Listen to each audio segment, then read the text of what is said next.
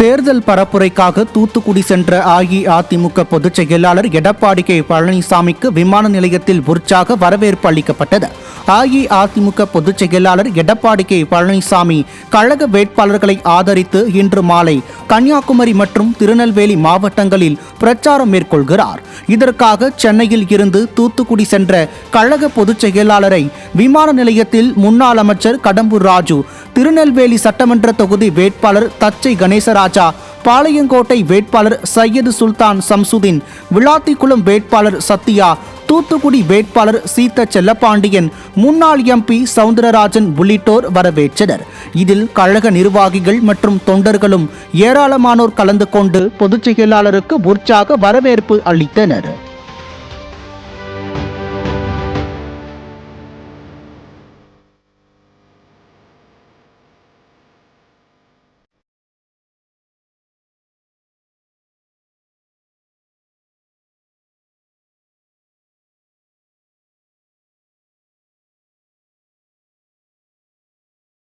மதுரையில் முன்னாள் அமைச்சரும் அஇஅதிமுக மதுரை மேற்கு தொகுதி வேட்பாளருமான செல்லூர் ராஜு தேர்தல் செலவின கணக்கீட்டிற்காக நிர்ணயிக்கப்பட்டுள்ள கட்டணங்கள் சந்தை விலையை விட மிக அதிகமாக உள்ளதாக குற்றம் சாட்டி ஆட்சியரிடம் புகார் மனு அளித்தார். தேர்தல் செலவின கணக்கீட்டிற்காக தேர்தல் ஆணையம் நிர்ணயித்துள்ள கட்டணங்கள் யதார்த்தத்துக்கு புறம்பாக உள்ளதாக குறிப்பிட்டு புகார் மனு அளித்த முன்னாள் அமைச்சர் செல்லூர் ராஜு, மாவட்ட ரீதியாக விலைகள் மாறுபடும் என்பதை தேர்தல் ஆணையம் கருத்தில் கொள்ள வேண்டும் என்றும் கோரிக்கை வைத்தார். புதுக்கோட்டை மாவட்டம் பொன்னமராவதி அருகே தீ விபத்தால் பாதிக்கப்பட்டவர்களை அஇஅதிமுக தெற்கு மாவட்ட கழக செயலாளர் பி.கே. வைரமுத்து மருத்துவமனையில் நேரில் சந்தித்து ஆறுதல் கூறினார். சிவபிரகாசம் நகரைச் சேர்ந்த மீனாட்சி என்பவர் வீட்டில் சமைத்துக் கொண்டிருக்கும் போது தீ விபத்து ஏற்பட்டு வீடு முற்றிலும் எரிந்ததில் அவரும் அவரது மகளும் பலத்த தீக்காயமடைந்தனர். தனியார் மருத்துவமனையில் சிகிச்சை பெற்று வரும் அவர்களை புதுக்கோட்டை தெற்கு மாவட்ட கழக செயலாளர் பி.கே. வைரமுத்து நேரில் சந்தித்து ஆறுதல் கூறினார். கடந்த தேர்தலை போல இந்த முறை திமுகவினர் கரூர் மக்களை ஏமாற்ற முடியாது என கரூர் அஇஅதிமுக வெற்றி வேட்பாளர் எம்.ஆர். விஜயபாஸ்கர் விமர்சித்துள்ளார்.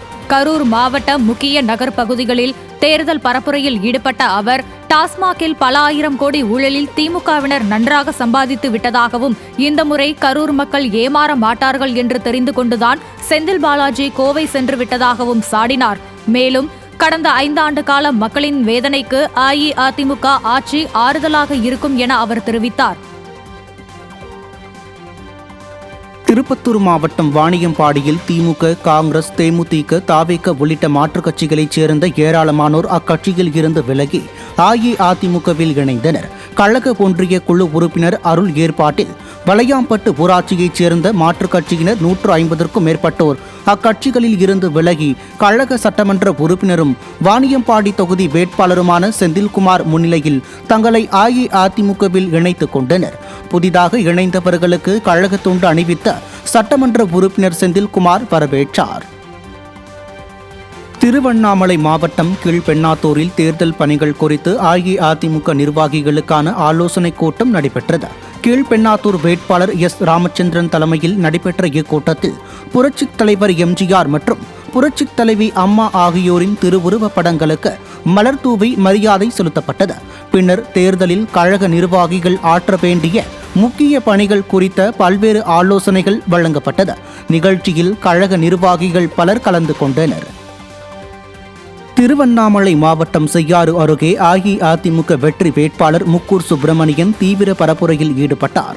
வெம்பாக்கம் கிழக்கு ஒன்றியத்திற்கு உட்பட்ட தூசி, புன்னை புதுப்பாளையம், ஏளாச்சேரி உள்ளிட்ட கிராமங்களில் மக்கள் மத்தியில் பிரச்சாரம் செய்த அஇஅதிமுக வேட்பாளர் முக்கூர் சுப்பிரமணியன் திமுக ஆட்சி அகற்றப்பட வேண்டிய அவசியம் குறித்து விழிப்புணர்வு ஏற்படுத்தி பொதுமக்களிடம் இரட்டை இலை சின்னத்திற்கு வாக்கு சேகரித்தார்.